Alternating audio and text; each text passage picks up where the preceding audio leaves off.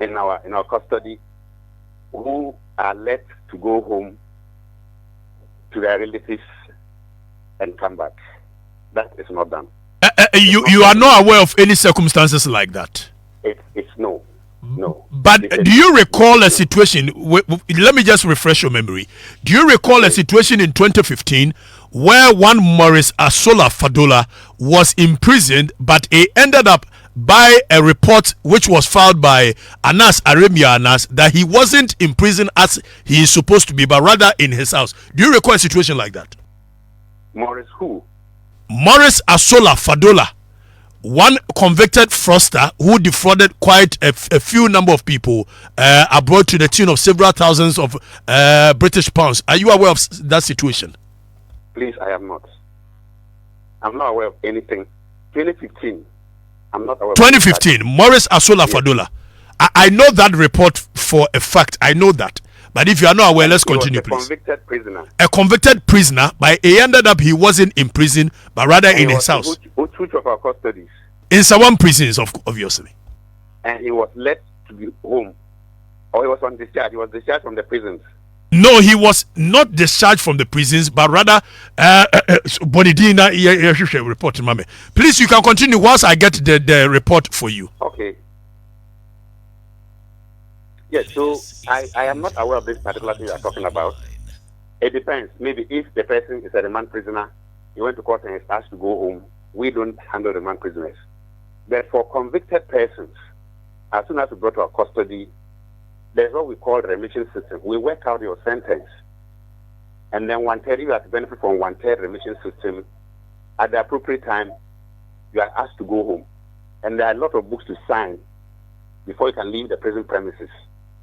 So it's I don't know, maybe there's a mix-up somewhere concerning the type of prisoner he was referring to. I am actually stating this on record, that the story of Morris Asola Fadola, who's the court judged that he was a fraudster, he was sentenced 5 years in prison, but by 2015, he was not in the prison custody, but rather in his house. And I know this for a fact. That is why I'm reporting it.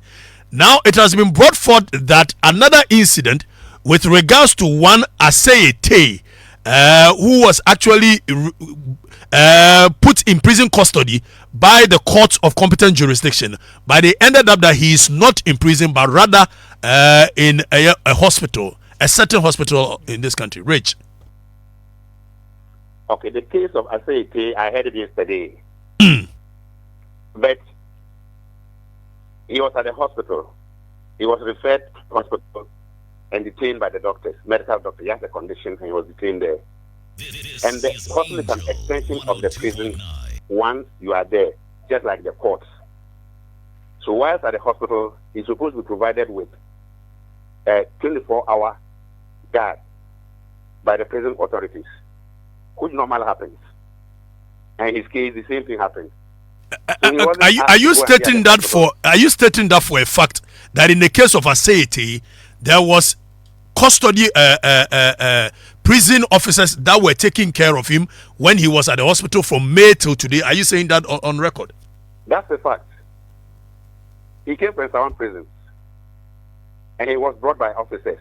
And officers are assigned every minute of the time to take care of him. They ran shifts. So that's for a fact. There's no way the prison authorities will let a prisoner go to the hospital without anybody taking care of him. In the case of the officers, security. So from May this year till July, as we speak, I say, can you hear me, please? Can you hear me, please? Chief, can you hear me? Chief, can you hear me? Hello. Can you hear me? Hello. Chief, can you hear me? You are loud and clear. Can you hear me? Hello. Can you hear me? Check. Chief, can you hear me? Hello.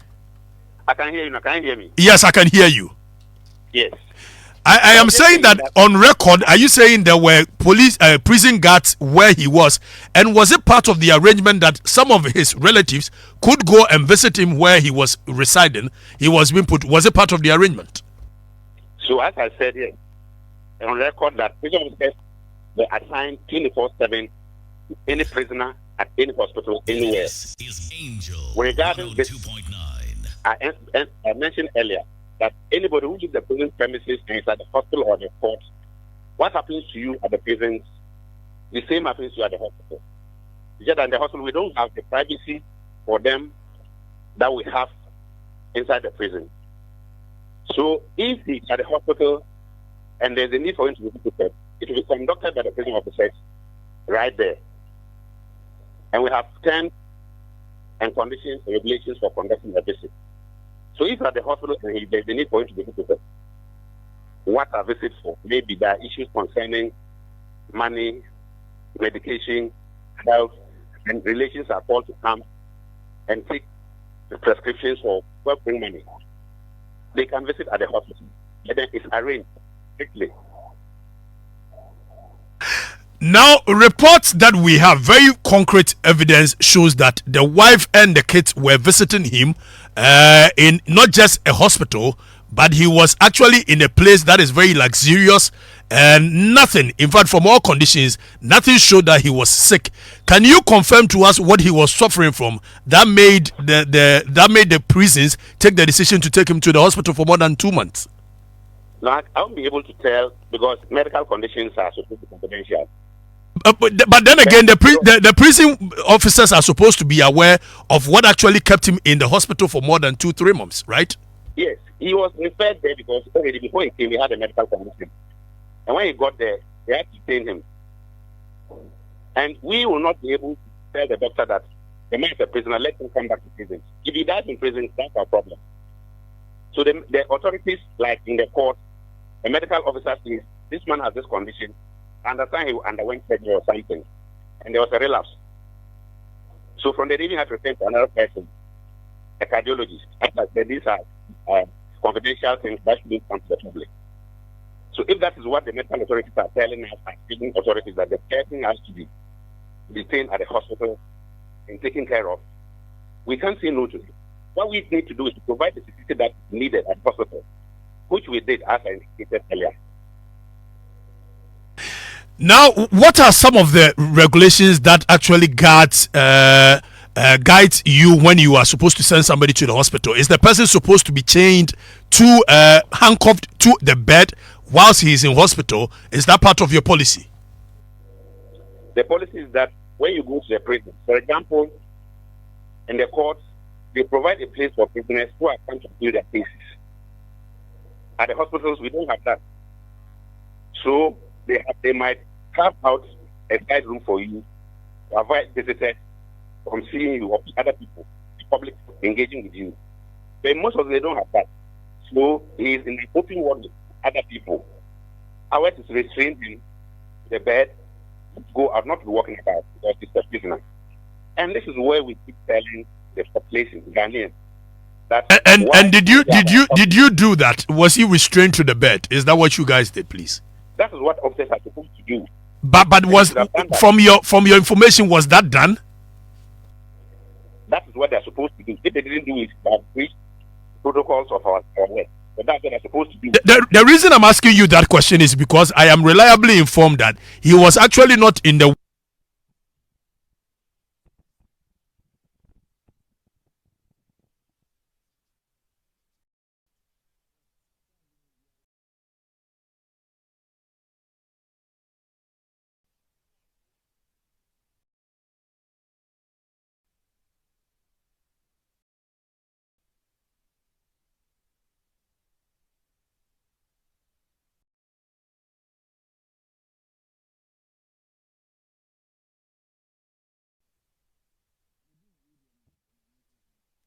away from Asete, because the questions we are going to ask you quite laborious. So let's just quickly move away from Asete and let me ask you 1 or 2 questions. It has come forth that the only bus that actually picks people from Nsawam prisons to court is only one. Can you confirm or deny that report, please?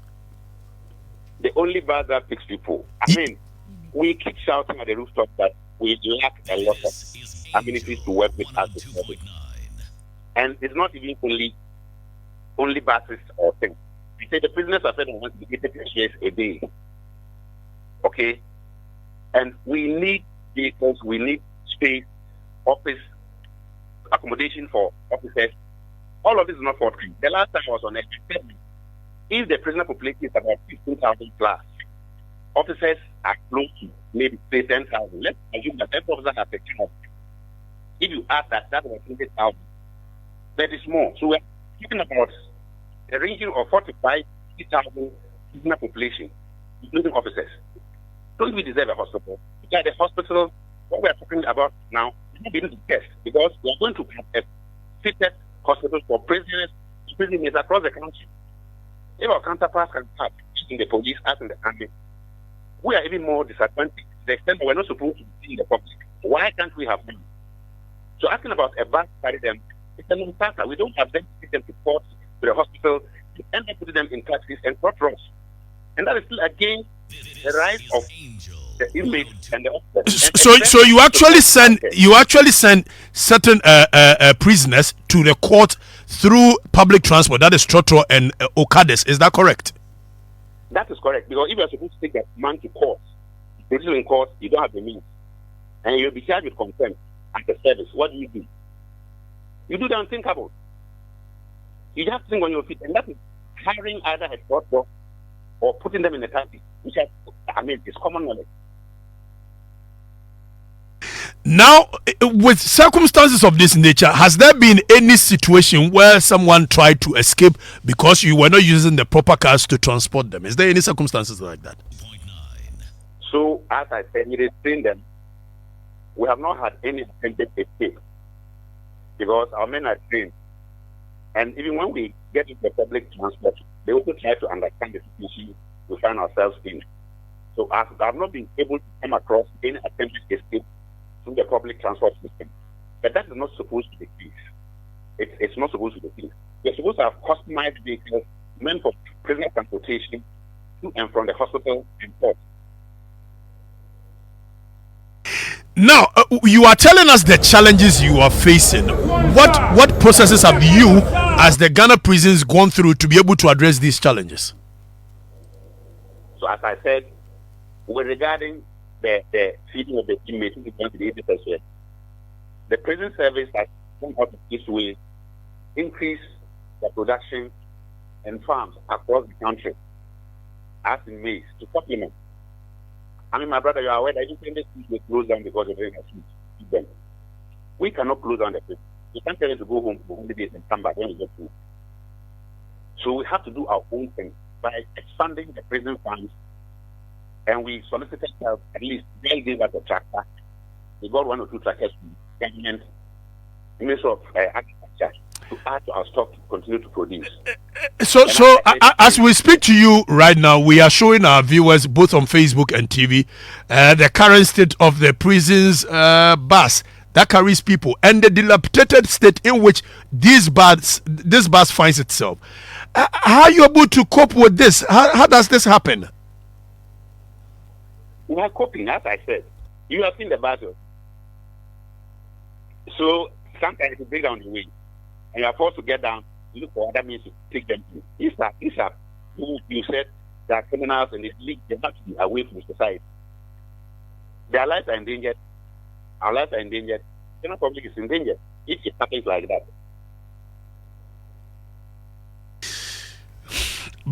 Quick one. Before we go off, we are very much aware that most of the prisoners do carry phones on them. Is this something you can confirm or you would deny? And if so, is it allowed for prisoners to be carrying phones on them, inmates be carrying phones on them? Most of them carry phones. That is not the right statement. Phones can be smuggled in, but they're not allowed to carry phones.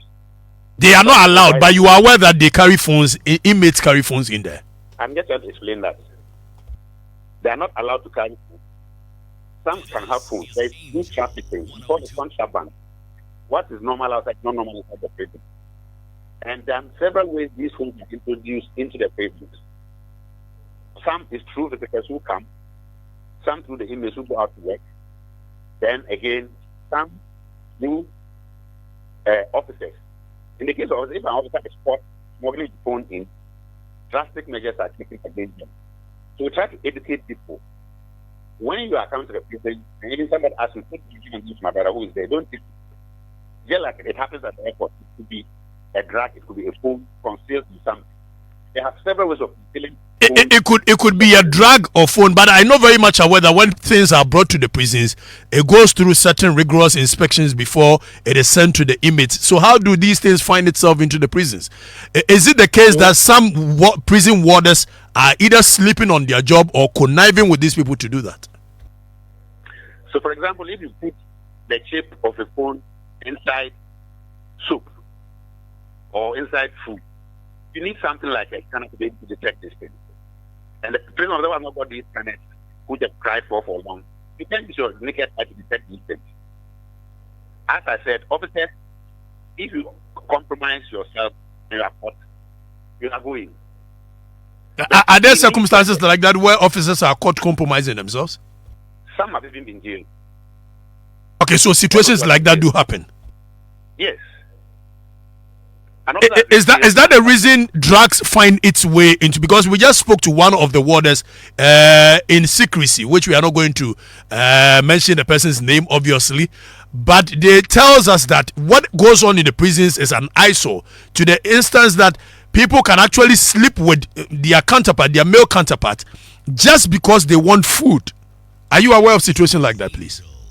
So when these things come out like this, that people are sleeping with their male counterparts inside the prison, as if it's like a jump for others.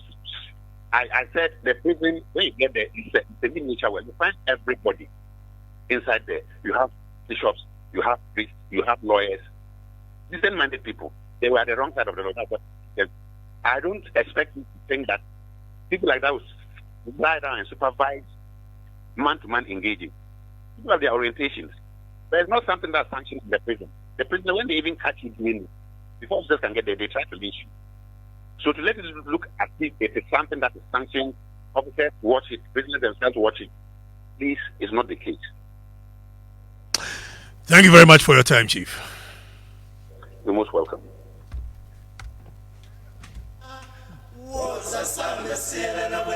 South Africa.